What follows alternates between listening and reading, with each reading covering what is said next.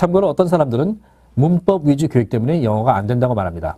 그러나 이 또한 다시 생각해볼 문제입니다. 왜냐하면 사실상 문법 위주의 교육도 한바가 없기 때문입니다. 문법 교육을 흔히 명사니 동사니 사형식이니 오형식이니 수동태니 능동태니 또는 투부정사니 동명사니 하는 것을 이론으로서 가르치는 것으로 생각한다면 이는 큰 오산입니다. 진짜 문법 교육이란 말을 잘 할 수 있게 하는 규칙성을 깨우쳐 주는 것입니다. 즉 7살짜리 미국 아이는 선생님께 따로 교육받은 적은 없지만 결국 문법 교육을 잘 받은 셈입니다. 왜냐하면 영어를 이미 잘 할 수 있으니까요. 그러나 서울대를 들어갈 만한 실력을 갖춘 사람도 미국인 앞에서 쩔쩔맨다면 본질적으로 따져볼 때 그는 미국의 7살짜리 아이보다도 훨씬 영어 문법을 모르는 겁니다. 이해하기 쉽게 한국어 문제로 예를 든다면 이런 시험 문제가 있다고 합시다.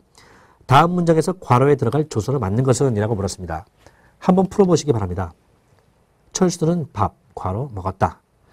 1번부터 4번 중에서 어떤 조사가 맞습니까?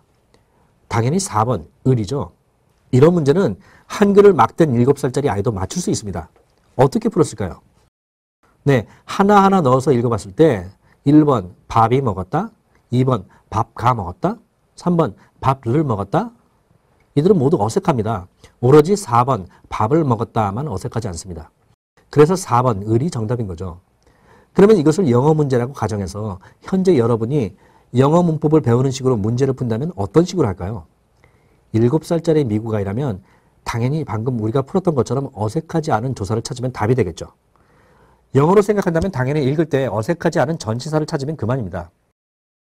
그런데 많은 분들이 영어 문제를 엉뚱한 방식으로 풉니다. 우선 이 문장이 몇 형식인지를 따져봅니다. 네, 3형식 문장입니다. 따라서 이 밥, 괄호는 목적어 부분에 해당합니다. 결국 괄호 부분에는 목적격 조사가 들어가야 합니다. 그래서 먼저 주격 조사에 해당하는 1번과 2번은 정답에서 제외시킵니다. 이제는 3번과 4번 중에 고르면 되겠군요. 둘 다 목적격 조사이긴 한데 문법 이론상 을은 받침이 있을 때 쓰고 르는 받침이 없을 때 씁니다. 그런데 밥은 이렇게 비읍 받침이 있습니다. 그래서 답은 4번이 됩니다. 결국 답을 맞히긴 했습니다. 그런데 답을 찾아가는 과정이 정말 황당합니다. 이런 식으로 찾는 것은 문법 공식에 따라 푸는 것입니다. 그러나 미국의 7살짜리는 이런 식으로 답을 찾지 않습니다. 여러분에게 이런 식으로 영어 문제를 풀게 한 것은 학교입니다. 즉 여러분의 학교에서는 문법 이론은 가르쳤을지 모르겠지만 진짜 문법, 즉 말을 할 수 있게 하는 규칙성을 깨우쳐 주는 것은 거의 가르친 바가 없기 때문에 문법 위주의 교육도 한 적이 없다라고 말씀드리는 겁니다. 사람들은 영어 문법 이론에 이런 식으로 단어를 외워서 이 문법 공식에 끼워 넣어서 듣고 말하면 되는 것으로 생각하지만 인간은 말을 그런 식으로 하지 않습니다. 사람은 문법 따로 단어 따로 외워서 짜맞추는 것이 아니라 단어를 익히는 과정에서 그 뜻이 무엇인지, 그 단어와 짝을 이룬 단어가 어떤 것인지, 또 그 단어가 문장 속에서 어떤 어순으로 놓이게 되는지, 또 조사나 전치사와 같은 기능의 도움은 어떻게 받는지까지를 일괄적으로 익히기 때문에 실제 그와 비슷한 환경이 재현되면 빠르게 잘 듣고 잘 말할 수 있는 겁니다.